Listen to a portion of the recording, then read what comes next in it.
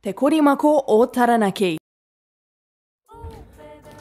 Ngāti mea, pūrea tō mātou, hau ki te kura, e kaha ana ia te taitoku ia mātou ka kōrero, i te reo Māori.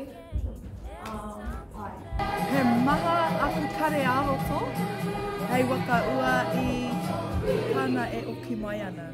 Ko te tuatai ko te aroha.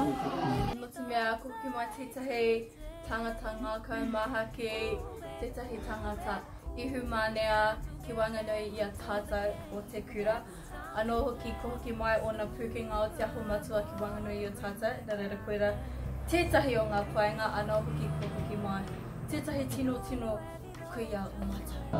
Ka takahi haere ia ki runga i te mato o te whenua o te motu, me te tiki ngā wheako, kei roto i ana mahi, reira ka hoki mai ia, e aua pūkenga, kia tohaina atu ki te kura, ka tohaina atu rā ki ngā pauako o te kura nei, kia angi tū ai te kaupapa o te kura, ko te aho matua, anō hoki ko te Ngāti Ruanui taku.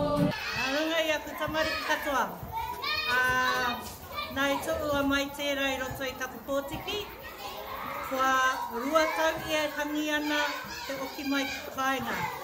E wakapuno au ki aia te kitenga atu mai te matenga o tōna kuia. Nā reira e oki wai au ki aia. I taku okinga mai ki te kāinga me te kitenga atu i aku mokapuna katoa i toka i tau ai a rā i te rangi nei, kua tau taku Māori. Te korimako o Taranaki.